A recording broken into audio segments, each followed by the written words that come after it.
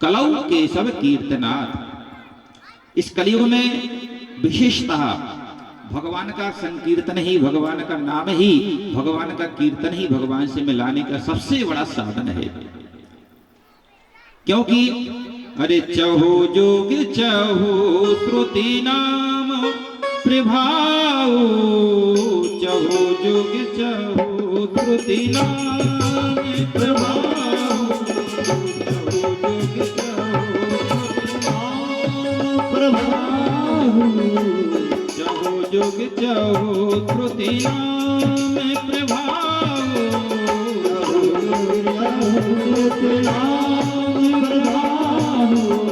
चहु जुग चहु श्रुति नाम प्रभाव, चहु जुग चहु श्रुति नाम प्रभाव, चहु जुग चहु श्रुति नाम प्रभाव। चार वेद हैं हमारे भारत में। हमारे देश में 4 वेदों की रचना हुई।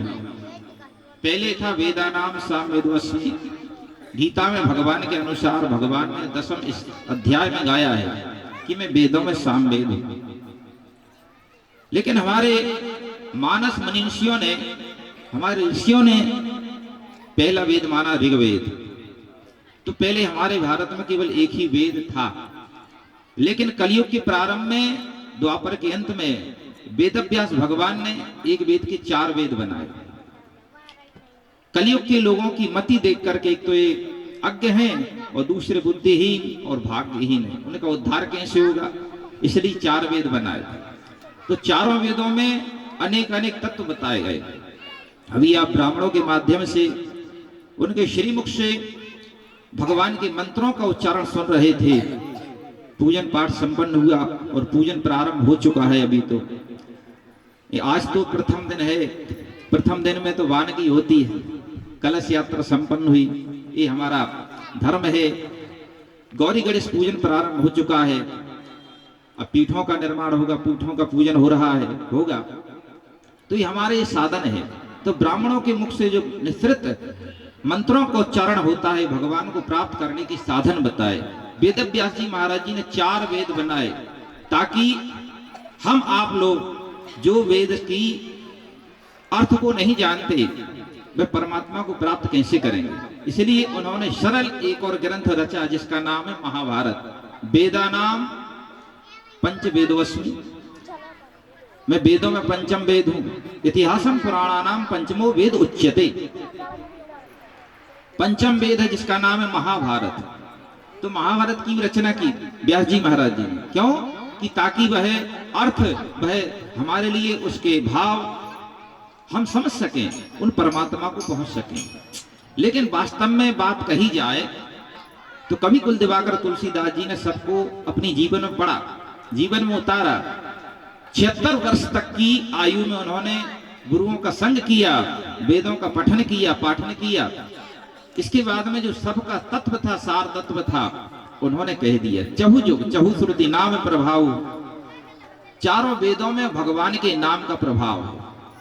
चाहे वह सामवेद हो, यजुर्वेद हो, ऋग्वेद हो, अथर्ववेद हो, चारों वेदों में भगवान का नाम ही दिया गया है कि नाम के समान तो कोई चीज, साधन ही नहीं है। चारों युगों में, सतयुग में, त्रेता में, द्वापर में, कलयुग तो चल ही रहा है। इसलिए सबसे बड़ा साधन है भगवान का संकीर्तन, कीर्तन। इसलिए अपनी वाणी को पवित्र करने के लिए जिस समय भक्त भगवान का कीर्तन गाते हैं, उच्चारण करते हैं, तो भगवान पर रहा नहीं जाता। किसी ने कहा भगवान रहते कहाँ हैं?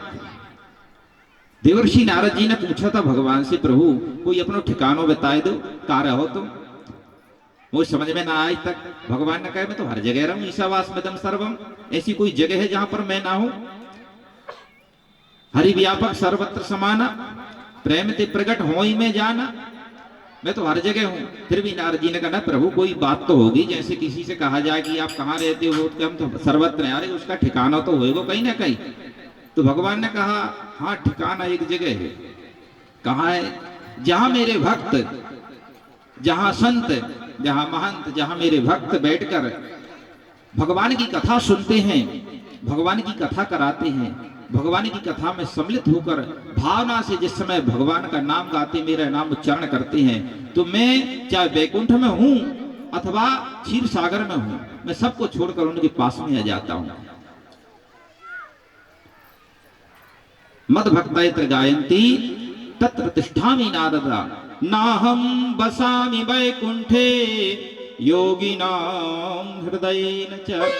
मद भक्ता यत्र गायन्ति तत्र तिष्ठामि नारद। जहां मेरे भक्त मेरे नाम का उच्चारण करते हैं, वहां पर बैठकर मैं उनके भावों को श्रवण करता हूं। इसलिए भगवान तो हमारी भावनाओं को श्रवण करते हैं। भाव विद्यते देवा, क्योंकि भाव का भूखा हूं, भाव ही बस सार है। भाव से मुझको भजो तो भव से बेड़ा पार है। भगवान हमारी भावनाओं को ग्रहण करते हैं, भावनाओं को स्वीकार करते हैं। हमारा जैसा भाव होगा, हमारा भाव भगवान की भक्ति में हो।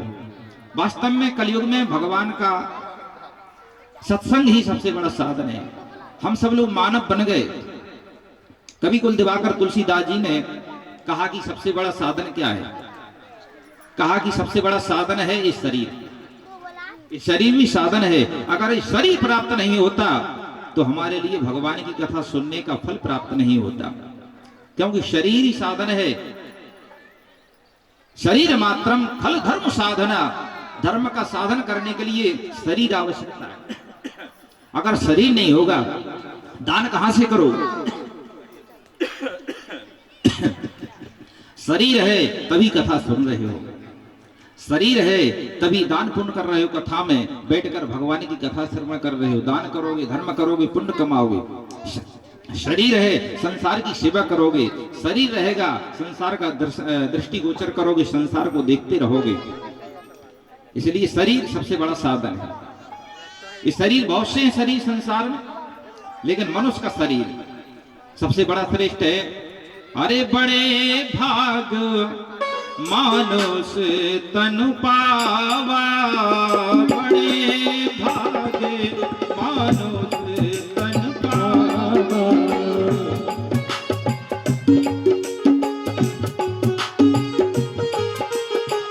बड़े भाग मानुष तनु पावा, बड़े भाग मानुष तनु पावा।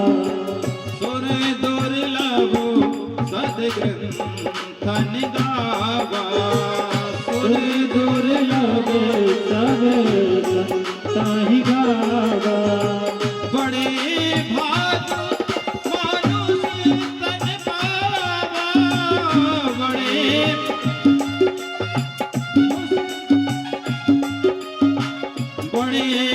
भाग मानुष तन पावा, बड़े भाग मानुष तन पावा। बड़े भाग मानुष तन पावा। हम सब लोग मनुष्य बने हुए हैं। मनुष्य, मानवता जिनके अंदर है, वास्तव में उन्हीं को मनुष्य कहा जाता है। लेकिन जिनके अंदर मनुष्य बनने के बाद में 2 हाथ 2 पैर है, देखने में आकृति मनुष्य की है, लेकिन जो कर्म से दानव है उसको मनुष्य कैसे कहा जाए? मनुष्य तो आप मंडी वामोरा ग्राम वासियों के लिए जो धर्म का यजन करते हो, यहाँ पर कथा श्रवण करते हो, भगवान के नाम की माला चलाते हो, अपने माता पिता की सेवा करते हो, धर्म का सेवन करते हो, भगवान से जुड़कर, संतों से जुड़कर गुरु चरणों की सेवा करते हो। वास्तव में ऐसे मनुष्यों के लिए मनुष्य कहा जाता है। मानई मात पिता नी देवा, साधुन सन करवावे सेवा, जिनके आचरण भवानी ते जानो निश्चर सम प्राणी। वह भले ही वह आकृति में मनुष्य क्यों ना हो, लेकिन जो कर्म से, जिसके अंदर मानवता नहीं है, वह मनुष्य कैसे हो सकता है? हमारे भारत में ऐसे करोड़ों व्यक्ति हैं जो हमारे धर्म को नहीं मानते, हमारे धर्म पर उंगली उठाते हैं, वैदिक सत्य सनातन धर्म के विषय में आक्षेप करते हैं। नहीं मानते, उनको मानव कैसे कहा जाए। इसलिए उनके लिए बड़े भाग मानुष तन पावा नहीं है। बड़े भाग से मनुष्य तन तो मिल गया, लेकिन धर्म से दूर हो गया, भगवान के कीर्तन से दूर हो गया, उनको बड़े भाग से नहीं। बड़े भाग आप लोगों के लिए कहा गया है, जो यहां पर इकट्ठे होकर आज प्रथम दिवस में आज भगवान की जल यात्रा चली, कलश यात्रा चल रही। वास्तव में मुझे भाव आ रहा था, बैठे बैठे पीछे चल रहा था, भावना हुई वास्तव में यही मार्ग ठीक है, यही मार्ग ठीक है। महाजनो येन गतास पंथा। वास्तव में मुनि ने प्रथम हरि कीर्त गाई, तही मग चलत सुगम मोय भाई। भाव उठ रहा था कि वास्तव में धर्म का पंथ तो यही है, मार्ग तो यही है, भगवान से मिलाने का सच्चा साधन। बहुत से मार्ग हैं, कोई मार्ग बंबई जाता, दिल्ली जाता है, लेकिन भगवान के लोक में जाने का मार्ग क्या है, ताकि भगवान की प्राप्ति हो सके। तो वास्तव में यही धर्म का ही मार्ग है। जो धर्म जीवन में अपनाते हैं, धर्म करते हैं, धर्मो रक्षति रक्षता, धर्म उनकी रक्षा करता है। इसलिए हमारे लिए यह मार्ग जीवन में अपनाना चाहिए। धर्म के हम पथिक बने, धर्म पर चलें। धारयेत यस्य धर्मः, धर्म किसको कहा जाता है? जो जीवन में धारण किया जाता है उसी को धर्म कहा जाता है। केवल धर्म की जय जय बोलने से काम न चलेगा भैया, ध्यान रखियो। हाँ, धर्म पर चलना पड़ेगा। धारयसे यस्य धर्म, जो धारण किया जाता है वही धर्म होता है। आप लोगों ने धारण किया है, इसलिए मानव बनने के